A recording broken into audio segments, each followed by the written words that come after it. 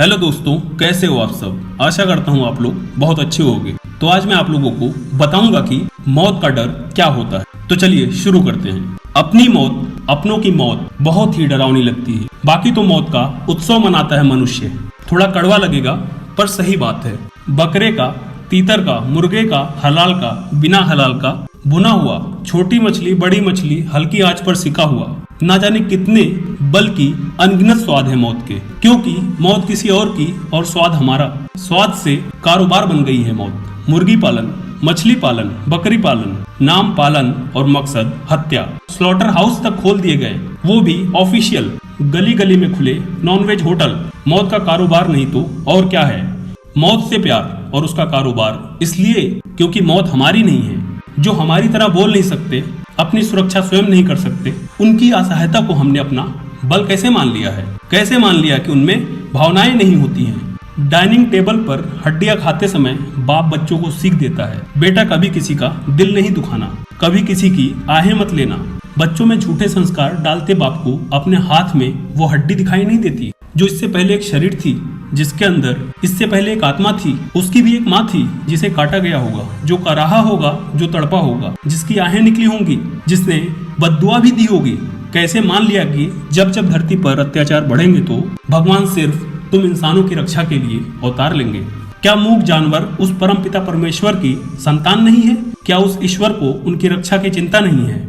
आज corona virus उन जानवरों के लिए ईश्वर के अवतार से कम नहीं है। जब से इस वायरस का कहर बरपा है, जानवर स्वच्छ घूम रहे हैं। उन्हें पहली बार इस धरती पर अपना भी कुछ अधिकार सा नजर आया। पेड़ पौधे लहरा रहे हैं जैसे उन्हें नई जिंदगी मिल गई हो। धरती को भी जैसे सांस लेने में आसानी हो गई हो। सृष्टि के निर्माता द्वारा रचित करोड़ों करोड़ योनियों में से एक कोरोना ने हमें हमारी औकात बता दी। घर में घुस के मारा और मार रहा है, और उसका हम सब कुछ नहीं बिगाड़ सकते। अब घंटियां बजा रहे हो, इबादत कर रहे हो, प्रेयर कर रहे हो कि उससे हमें बचा ले।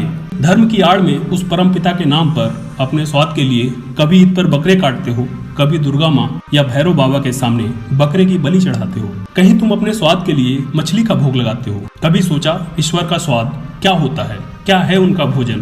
किसे ठग रहे हो? भगवान को, अल्लाह को या खुद को?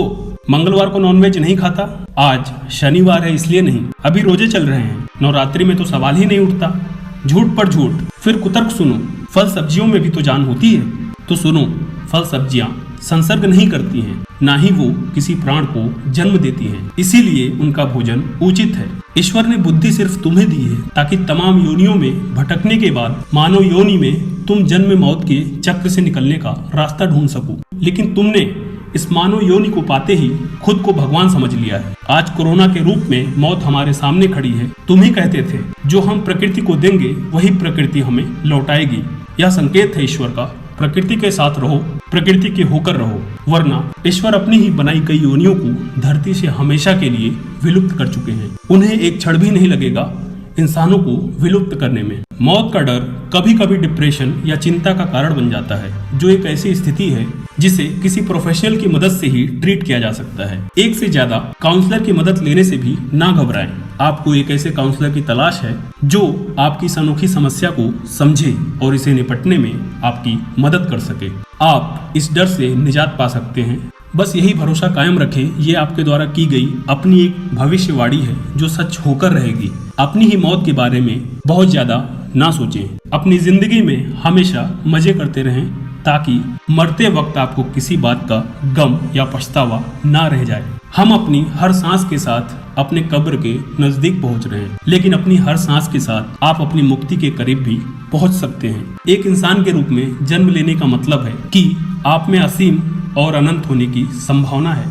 यह आपके ऊपर है कि आप अपनी इस ईश्वरीय संभावना को जीते हैं या नहीं। जिंदगी और मौत सांस लेने और सांस छोड़ने की तरह हैं। वे हमेशा साथ साथ रहते हैं। सभी जानवर या प्राणियों के प्रति दया करुणा का भाव रखें। तो आपको पता चल गया होगा कि मौत का डर क्या है। तो वीडियो अच्छी लगी हो तो चैनल को सब्सक्राइब करें, वीडियो को लाइक करें। धन्यवाद।